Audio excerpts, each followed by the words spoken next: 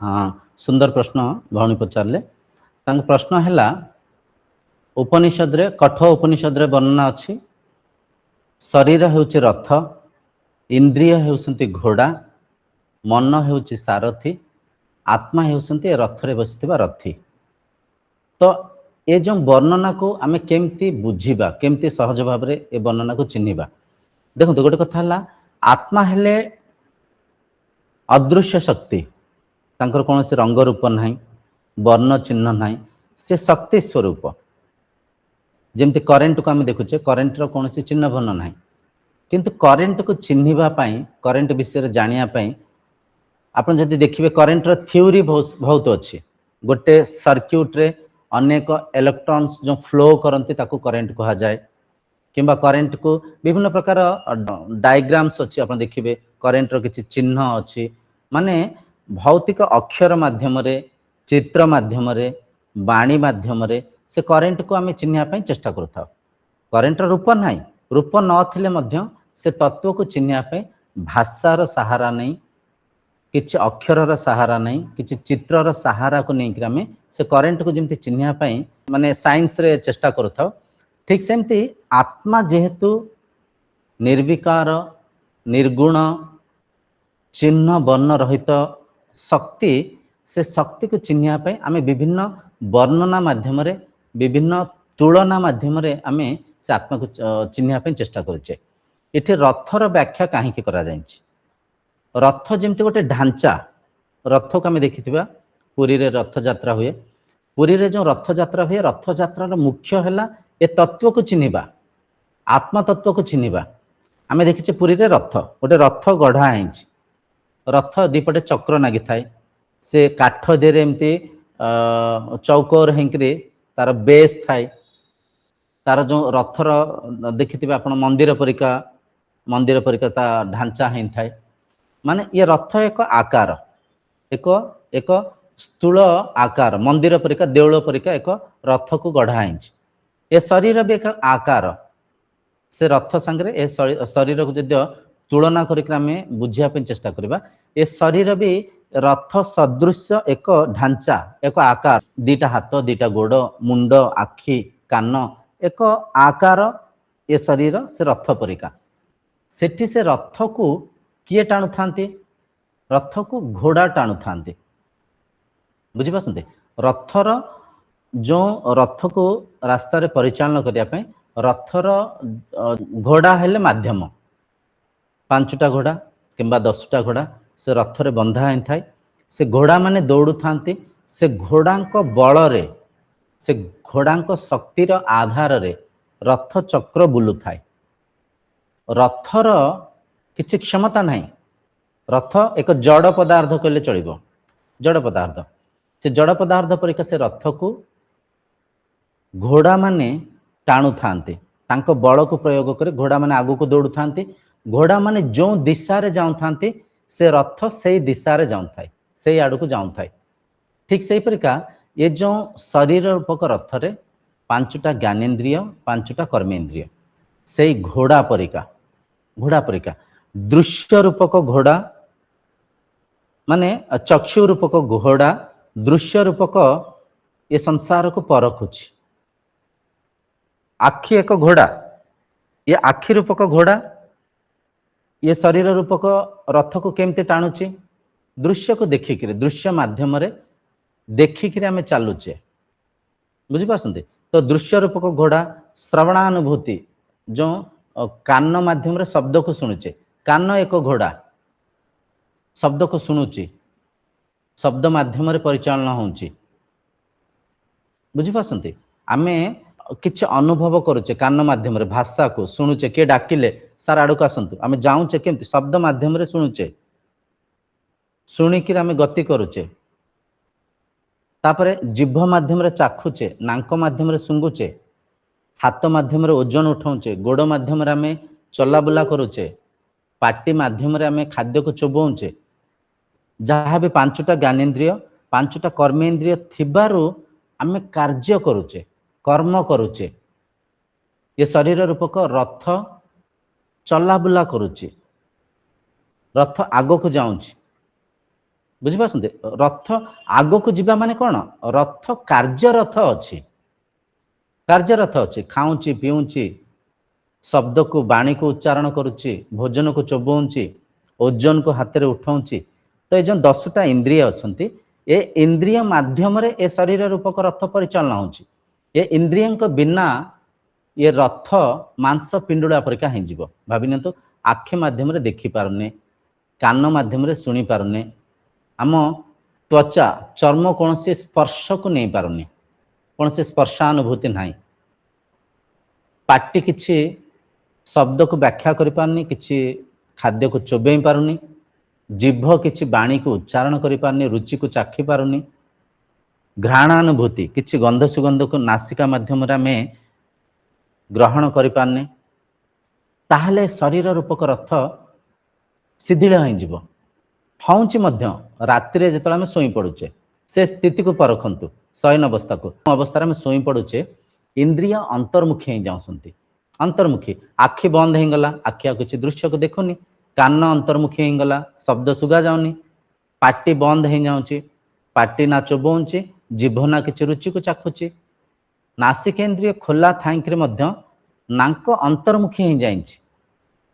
ଜଣେ ବ୍ୟକ୍ତି ଶୋଇଥିବା ବ୍ୟବସ୍ଥାରେ ତାଙ୍କ ନାଙ୍କ ପାଖରେ ଆପଣ ଗୋଟେ ଚାମଚରେ ଡାଲମା ଚାମଚାଏ ନେଇକି ରଖିବେ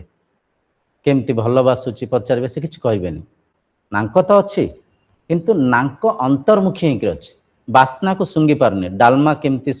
ସୁଗନ୍ଧ କି କେମିତି ବାସ୍ନା ହେଉଛି କହିପାରୁନାହାନ୍ତି କାହିଁକି ନାଙ୍କ ଅନ୍ତର୍ମୁଖୀ ହେଇକି ଅଛି ଶରୀର କିଛି ସ୍ପର୍ଶକୁ ବୁଝିପାରୁନଥାଏ ମାନେ ସ୍ପର୍ଶାନୁଭୂତିକୁ ନେଇପାରୁନଥାଏ ଶୟନ ଅବସ୍ଥାକୁ ପରଖନ୍ତୁ ଶରୀର ରୂପକ ରଥ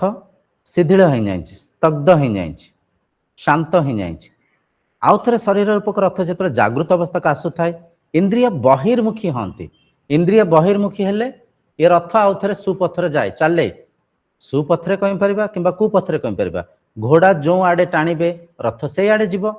ତ ଇନ୍ଦ୍ରିୟଙ୍କୁ ଯାହା ଆକର୍ଷଣ କରିବ ତାରି ପଛରେ ଇନ୍ଦ୍ରିୟ ଆକର୍ଷିତ ହେଇକି ସେଇ ଦିଶାରେ ଯିବେ ବୁଝିପାରୁଛନ୍ତି ଇନ୍ଦ୍ରିୟ ରୂପକ ଘୋଡ଼ାର ସାରଥୀ ମନ କୁହାଯାଇଛି ମନ କେମିତି ସାରଥୀ ଏମିତି ପରଖନ୍ତୁ ଇନ୍ଦ୍ରିୟଙ୍କ ମାଧ୍ୟମରେ ମନର ନିର୍ମାଣ ହେଇଛି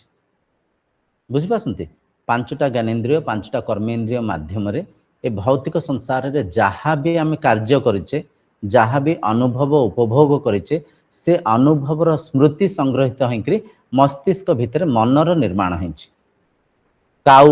କାଉକୁ କେମିତି ଚିହ୍ନିଲେ ମା ଚିହ୍ନେଇଲେ ଏ ପକ୍ଷୀକୁ କାଉ କୁହାଯାଏ କାଉ ଶବ୍ଦକୁ ସେ ପକ୍ଷୀର ରୂପକୁ ମନରେ ଯୋଡ଼ିଲେ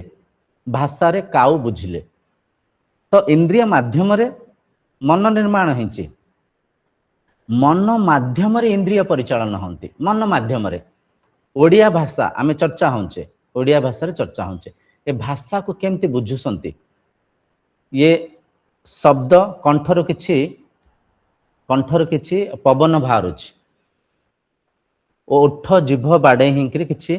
ଧ୍ୱନି ତରଙ୍ଗ ବାହାରୁଛି ଶବ୍ଦ ଉତ୍ପନ୍ନ ହେଉଛି ସେ ଶବ୍ଦ କାନ ଧୀରେ ବାଜୁଛି କାନ ପରଦା ଧୀରେ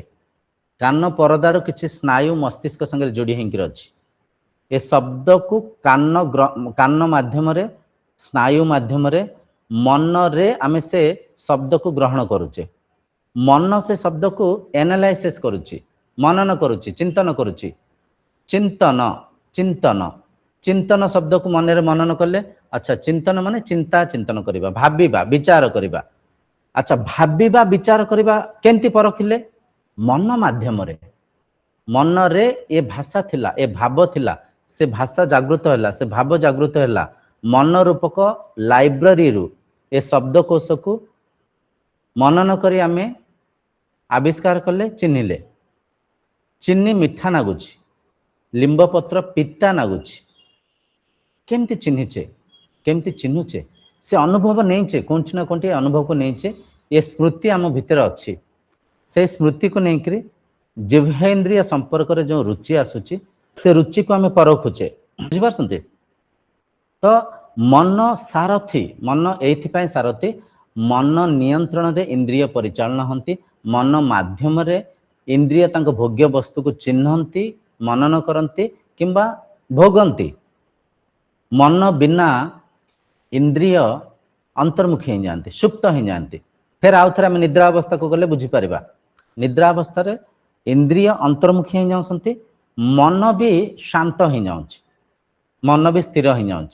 मन कार्य करूनी। सुसुप्ति अवस्था को जब आम परखा मन मौन हो गला, मन जमती मौन हो गला, इंद्रिय रूपक घोड़ा शांत हो गले, शरीर रूपक रथ शोई पड़ा। बुझीपार तेणुक इंद्रिय रूपक ए घोड़ा को दिशा किए दौर मन दौर। आपण मन रे सर्वप्रथम एक वृत्ति आसला, सत्संग शुणिबार समय हो गला, 7:30 है, आम मोबाइल खोलिबा, सत्संग होउथिबो शुणिबा। सर्वप्रथम विचार कले, मन रे भावना जागृत है, वृत्ति जागृत है। ए विचार धारा को लेकिन से विचार को आम कार्य करने इंद्रिय रूप घोड़ा को कहले। आखि देखिला मोबाइल कौन थुआई खोजिला, हाथ गला से मोबाइल को स्पर्श कला, उठेला, ताकू बटन्स को ऑन कले, गूगल मीट भीतर को गले। एबे चक्षु माध्यम रे इंद्रिय इंद्रिय चक्षु इंद्रिय देखुची, केमती देखुची, मन आदेश देइची, सत्संग समय हो गलानी, मनन कले, चिंतन कले, मन रूपक सारथी इंद्रियों को आदेश देला, निर्देश देला, सत्संग समय हेलानी देखंतु। तापरे इंद्रिय माने से मनर आदेश को पालन कले, देखिले, मोबाइल उठेले, कान शुणुची, आखि देखुची, हाथ मोबाइल को धरिची, ठंडा पवन को आम नहीं बसीचे, ये अमूल्य सत्संग को परखुचे। तो मनर आदेश रु मनर निर्देश रु इंद्रिय रूपक घोड़ा काम करछंती, कार्यरत अछंती। तो मन सारथी, मन माध्यम रे आमे मनन चिंतन करचे, मनर विचार धारा को ही आमे व्याख्या करुचे, व्यवहार रे देखौचे, बाणी रे उच्चारण करुचे, सब चिंता चिंतन, सब विचार धारा। बुझिपारछंती? तेणुक मन सारथी, आत्मा है रथी। आत्मा रथी केंती? मन मनन करने जो शक्तिर आवश्यक अच्छी से शक्ति संचारित करछंती कि आत्मा। आत्मा बल रे, आत्मशक्तिर आधार रे मन मनन चिंतन करि पारछि। आत्मशक्तिर आधार रे, आत्मशक्तिर बल रे प्राण शक्ति जीवित अच्छी। आत्मशक्तिर आधार रे, आत्मशक्तिर बल रे तुंड बाणी को उच्चारण करि पारुछि। आत्मशक्तिर आधार रे, आत्मशक्तिर बल रे कान शब्द को ग्रहण करि पारुछि। तो सबु इंद्रियर मनर आधार आत्मा। आत्मा ए रथर स्वामी, आत्मा ए शरीर इंद्रिय मनर स्वामी, ये रथरे बसिथिबा रथी। आमे सुंदर भाव में गोटे श्लोक माध्यम करे जो शिरोमणि तुलसीदास महाराज रामचरित्र मानस रे बहुत बढ़िया कि बुझे। बिनु पद चलई सुनई बिनु काना, कर बिनु करम करई विधि नाना, आनन रहित सकल रस भोगी, बिनु बाणी बकता बड़ा जोगी। बुझिपारछंती केते सुंदर भाव में बुझे। माने बिनु पद चलई, ब्रह्मंकर पाद नहीं, हाथ नहीं, किंतु से चलुंट केमती चलुंट? ये शरीर रूपक रथरे बसी चलुंट। बिनु पद चलई सुनई बिनु काना, ब्रह्मंकर कान नहीं, कान न थाई भी ए कान को से ब्रह्म विनियोग कर। कान एक आम जो इंद्रिय घोड़ा कहते से घोड़ा को सी विनियोग कर रथरे बसी। बिनु पद चलई सुनई बिनु काना, कर बिनु करम करई विधि नाना। ब्रह्मंकर हाथ गोड़ ना, किंतु प्रत्येक कर्म को प्रत्येक कार्य को से ब्रह्म को आधार रे, से ब्रह्म को निर्देश रे, से ब्रह्म को द्वारा ये शरीर इंद्रिय मन करुछंती। आनन रहित सकल रस भोगी, तांकर तुंड नाही, किंतु प्रत्येक रस को से भोग करछंती। बिनु बाणी बकता बड़ा जोगी, ब्रह्मंकर तुंड नाही, किंतु ये तुंड जो शक्तिर आधार रे बाणी को उच्चारण करि पारछि, से शक्ति जेहेतु ब्रह्म, ब्रह्म को आधार रे ही ये तुंड बाणी को उच्चारण करि पारछि। बुझिपारछंती? तन बिनु परसे नयन बिनु देखे, ग्रहै घ्राण बिनु बास अशेषा। तन बिनु स्पर्श, तन बिनु स्पर्श माने स्पर्शानुभूति को आम त्वचा माध्यम चर्म माध्यम नौचे किंतु ब्रह्म तांको शरीर न थाइकरी भी से स्पर्श को नौसंती तन बिनु स्पर्श नयन बिनु देखे तांकर आखि नाही किंतु संसार को से देखुसंती केमते देखुसंती आखि माध्यम से ही देखुसंती से ही द्रष्टा से ही साक्षी आखि तांको पाई एक वस्तु आखि मन इंद्रिय से ब्रह्मंकर एक वस्तु शरीर से ब्रह्मंकर एक वस्त्र तन बिनु पर से नयन बिनु देखे ग्रहय घ्राण बिनु बास अशेषा नाक न थाइक भी ये संपूर्ण संसार गंध सुगंध को ये इंद्रिय माध्यम सी ही अनुभव करसंती सी ही देखुसंती तांको बिनु दृश्यर अस्तित्व नहीं ब्रह्मक बिनु मनर मनन चिंतन नहीं मन कार्यरत हो पारिबनी मन कर्म करि पारिबनी तो मनर आधार सी मनर साक्षी सी मनर स्वामी सी बुझिपारछंती तो से ब्रह्म ए शरीर रूपक रथरे बसिसंती मन तांको नियंत्रण रे रहबा कथा इट बारंबार जो ब्रह्म कुआ जाउची आत्मा कुआ जाउची से आत्मा से ब्रह्म आपण निजे निजको केंद्र बिंदु करिकरी ये चर्चा को परीक्षा चेष्टा करंतु निजे से ब्रह्म ए शरीर भितर आपण ए शरीर भितर अछंती देह भितर अछंती मन को इंद्रिय को एक वस्तु रूप में विनियोग करसंती बुझिपारछंती एठी गोटे विवेकपूर्ण कथा को आपण परखंतु निज मन माध्यम रे आपण जद्य ए शरीर रूपक रथरे बसिसंती इंद्रिय को घोड़ा परिका विनियोग करसंती मन को सारथी परिका सदुपयोग करसंती ताहले सारथी रूपक मन आपणकर दास आपणक कथा मानिबा दरकार सारथी रूपक मन आपणक कथा मानुची कि अंतर्मुखी होकर निजर मन स्थिति को परखंतु आपणक संस्कार को परखंतु जद्य उत्तर आसला हाँ मन मु जहा कहूची मन से या मानुची ताहले सुंदर आपण जोगी आपण मुक्त पुरुष आपण धी पुरुष जद्य उत्तर आसुची ना मन मो कथा मानुनी मु मन कथा मानुची मन मो दास किंतु मु ता दास ही जाइछि अविद्या रे अज्ञान रे मनर ज्ञान नथिबारु मनर स्वरूप स्वभाव को न चिन्हिबारु न बुझियारु मु मनर दास हिंछि ताहले प्रतिदिन सत्संग करिबा प्रतिदिन साधना करिबा सम साधना माध्यम रे इंद्रिय को निग्रह रखिबा दम साधना माध्यम रे इंद्रिय मन को दमन करिबा तितिक्षा साधना माध्यम रे इंद्रिय मन को वशीकृत करिया पे चेष्टा करिबा धीरे धीरे समय आसीबो मन को निज नियंत्रण रे करिया पे चेष्टा करले मन निज नियंत्रण रे हि जीवो